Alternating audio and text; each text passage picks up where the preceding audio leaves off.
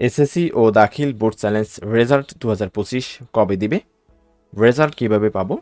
Board challenge করলে নম্বর কমবে কিনা? একাদশে ভর্তি হতে কোনো সমস্যা হবে কিনা বা ভর্তি হতে পারবো কিনা? এই সকল প্রশ্নের উত্তর নিয়ে কথা বলবো আজকের এই ভিডিওতে। তাই ভিডিওটি শুরু থেকে শেষ পর্যন্ত না টেনে এবং গুরুত্ব সহকারে দেখবেন এবং বুঝবেন। শুরুতেই যে বিষয়টি নিয়ে আলোচনা করবো সেটা হচ্ছে রেজাল্ট কবে দিবে। এর আগে একটা বিষয় আপনাদেরকে আমি জানিয়ে রাখতে চাই, সেটা হচ্ছে আপনাদের বোর্ড চ্যালেঞ্জ শুরু হয়েছিল 11 তারিখ, যা চলবে 7 দিন অর্থাৎ 17 তারিখ পর্যন্ত। এর ভিতরে কিন্তু যারা এসএসসি ও দাখিল দিয়েছেন তাদের কিন্তু বোর্ড চ্যালেঞ্জ করার সুযোগ থাকবে, এরপর কিন্তু আর কোনো সুযোগ থাকবে না। তাই আপনারা যারা বোর্ড চ্যালেঞ্জ করতে চান এর ভিতরেই মনস্তাপ করে এর ভিতরেই আপনারা বোর্ড চ্যালেঞ্জ করে দেবেন। এরপরে যে বিষয়টি সেটা হচ্ছে এই বোর্ড চ্যালেঞ্জ যারা করবে তাদের রেজাল্ট কবে প্রকাশিত হবে। এখানে কয়েকটি পয়েন্ট নিয়ে আপনাদের সাথে আমি আলোচনা করব। সেটা হচ্ছে গত বছর কিন্তু রেজাল্ট প্রকাশিত হয়েছিল 12 মে এবং যেখানে বোর্ড চ্যালেঞ্জ শুরু হয়েছিল 13 মে 2024 থেকে, যা চলছিল 7 দিন পর্যন্ত, 19 মে পর্যন্ত। এবং 22 দিন পরে, প্রায় 22 দিন পরে 11 জুন সেই বোর্ড রেজাল্ট প্রকাশিত হয়েছিল।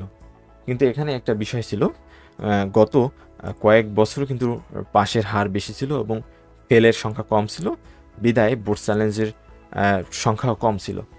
কিন্তু এবছর কিন্তু ফেলের সংখ্যা অনেক বেশি গত প্রায় কয়েক বছরের তুলনায়, এবং এখানে বোর্ড চ্যালেঞ্জের স্টুডেন্টের সংখ্যাও বেশি। আপনারা বলতে পারেন রেজাল্ট তো পূর্বের তুলনায় আগেভাগে দেওয়া হয়েছে।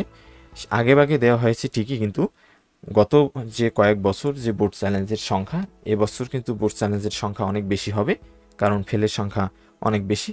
অনেকেই দেখা যায় সামান্যের জন্য পাস করতে পারেনি, তারাও বোর্ড চ্যালেঞ্জ করেছে। এরপরে যারা রেজাল্ট খারাপ এসেছে তারাও বোর্ড চ্যালেঞ্জ করেছে। অর্থাৎ অনেকেই, অধিকাংশই কিন্তু বোর্ড চ্যালেঞ্জ করেছে। ফেল করেছে 6,660,000 মতো হলেও আরও যারা পাস করেছে তাদের মধ্য থেকেও দেখা যায় অনেকেই বোর্ড চ্যালেঞ্জ করবেন। তাই বোর্ড চ্যালেঞ্জের সংখ্যা বেশি হলে অবশ্যই রেজাল্ট দিতে কিছুটা পূর্বের থেকে সময় বেশি লাগতে পারে। তারপরও সর্বোচ্চ 1 মাসের ভিতরে কিন্তু বোর্ড চ্যালেঞ্জের রেজাল্ট প্রকাশিত হয়ে থাকে। সে অনুযায়ী আমাদের বোর্ড চ্যালেঞ্জের যে তারিখ সেটা শেষ হবে 17 তারিখ, এবং 17 তারিখ থেকে যদি 1 মাস বা এর কাছাকাছি গণনা করা হয়, সে কিন্তু আগস্টের প্রথম সপ্তাহ পর্যন্ত সময় লাগতে পারে। অর্থাৎ বোর্ড চ্যালেঞ্জ দিতে দিতে জুলাই শেষ কিংবা আগস্টের প্রথম সপ্তাহ বা এর আশেপাশে হতে পারে। একটু ক্লিয়ার যে বোর্ড চ্যালেঞ্জ রেজাল্ট কিন্তু জুলাই শেষ অথবা আগস্টের প্রথম নাগাদ প্রকাশিত হতে পারে। এরপরে যে বিষয়টি সেটা হচ্ছে বোর্ড চ্যালেঞ্জ করলে নম্বর কমবে কিনা। আসলে বোর্ড চ্যালেঞ্জ করার সাথে নম্বর কমার সাথে কোনো আসলে এরকম সম্পর্ক নেই। আপনার বোর্ড চ্যালেঞ্জ করার পর যদি আপনার হিসাবে যদি নম্বর কমেও, জিপিও কমেও, আপনার নম্বর কমানো হবে না, ওটা আগের যে রেজাল্ট সেটাই থাকবে। যদি বাড়ে আপনার বাড়ানো হবে, কোনো অংশেই কমানো হবে না। আরেকটা বিষয় সেটা হলো রেজাল্ট কিভাবে পাবো। এই প্রশ্নটা অনেকেরই থাকে যে রেজাল্ট কি আমরা কিভাবে পাবো।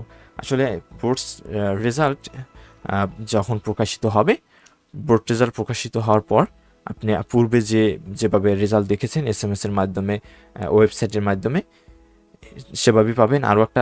আরও একটা মাধ্যমে পাবেন, সেটা হলো নিজ নিজ বোর্ড থেকে যার রেজাল্ট পরিবর্তন হয়েছে তাদের একটি চার্ট অর্থাৎ PDF একটি চার্ট বের হবে। সেই চার্ট থেকে আপনার রেজাল্ট আপনি দেখতে পাবেন, পূর্বের রেজাল্ট এবং পরিবর্তিত রেজাল্ট।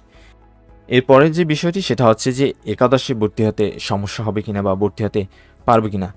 যারা বোর্ড চ্যালেঞ্জ করেছেন তারা অনেকেই উদ্বিগ্ন যে আমরা রেজাল্ট প্রকাশিত হতে হতে একাদশে ভর্তির যে সময়, আবেদনের সময় সেটা চলে যাবে কিনা বা আবেদন করতে পারবে কিনা।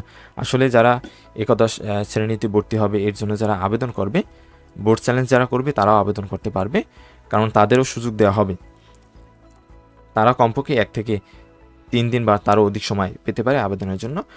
অবশ্যই এটা নিশ্চিত থাকেন যারা বোর্ড চ্যালেঞ্জ করছেন আপনারা একাদশের জন্য আবেদন করতে পারবেন, এটা শিওর। আশা করি আপনারা এই ভিডিওর মাধ্যমে আপনারা আপনাদের যে সকল প্রশ্নের উত্তর জানতে চাওয়া সেগুলো জেনে গিয়েছেন। এরপরও আপনাদের কোনো প্রশ্ন থাকলে অবশ্যই আমাদের কমেন্ট বক্সে জানাবেন, বা আমাদের হোয়াটসঅ্যাপ, টেলিগ্রাম গ্রুপ রয়েছে, চ্যানেল রয়েছে, সেখানে আপনারা আপনাদের যত প্রশ্ন রয়েছে সেগুলো করতে পারেন। এরপর যারা এখনও বোর্ড চ্যালেঞ্জ করেননি বা যারা করবেন যারা করতে পারেন না বা যারা করার মতো কোনো মাধ্যম পাচ্ছে না, তারা আমার মাধ্যমে করাতে পারেন।